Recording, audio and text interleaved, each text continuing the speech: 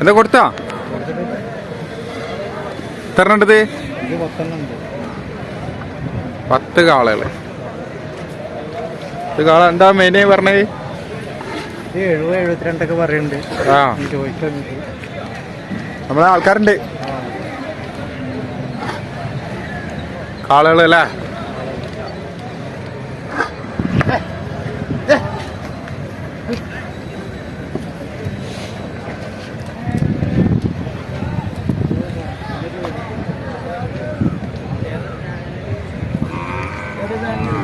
$24.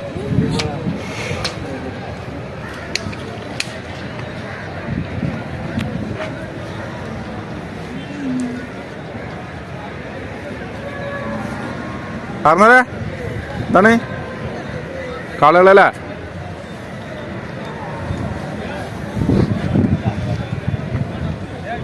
കൊടുത്താ?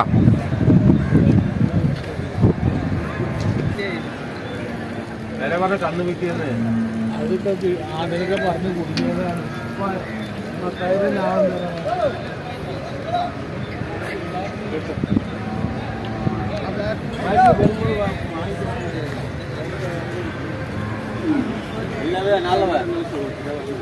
എന്താ പാട് കാരണവരെ കൊടുത്താ കാളകളാ?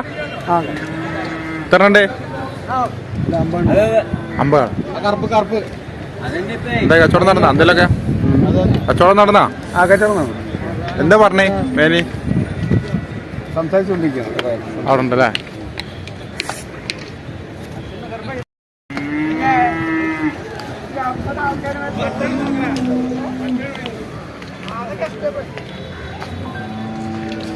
ഒരു കൂടി കൂട്.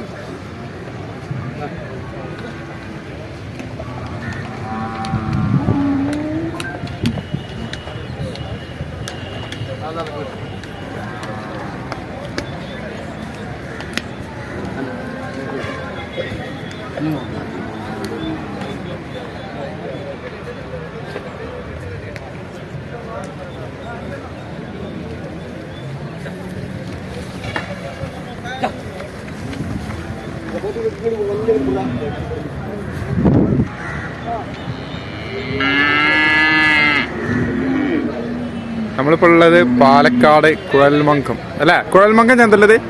കുഴൽമങ്കം ചന്ദ്രവേദന കുഴൽമണ്ണം. ആ, നിങ്ങളെ വീട് എവിടെ? നാട്? തമിഴ്നാട്. എവിടെ? പൊള്ളാച്ചി അല്ലേ? പൊള്ളാച്ചിയിൽ എന്താ ചൊവ്വാഴ്ച? ആ, അവിടെ ഏത് ദിവസം ചന്ത? ചൊവ്വാഴ്ച. എത്ര കാളകളാ? 33 അല്ലേ? കച്ചവടം നടന്നാ? എന്താ പറഞ്ഞു മേനി? ലാംഗ്വേജ് എനിക്കൊന്നും മനസ്സിലായി. എത്ര രൂപ ചൊല്ലുവേ? പൈസ 35 മൊത്തം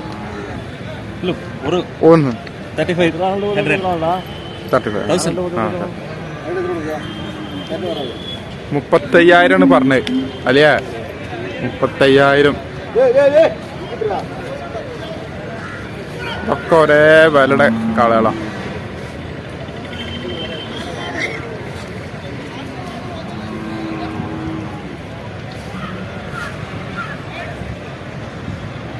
എത്ര ഉണ്ട് പറഞ്ഞാണ്?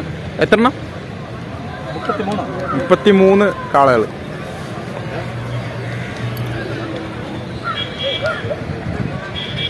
ഒഴിച്ച് നിർത്തി കേട്ടാ 3 പോത്തും കുട്ടികളെ.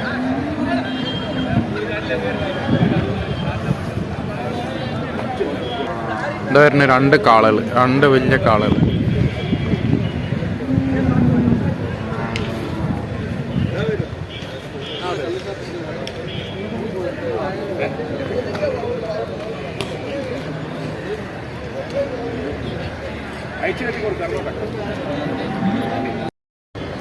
നല്ല ഇനം പശുക്കള്.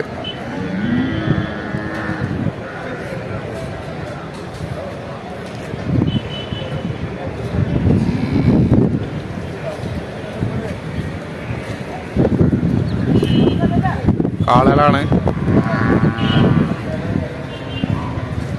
കാരണവരെ എന്താ പാട് ഇന്ന് ചന്ത?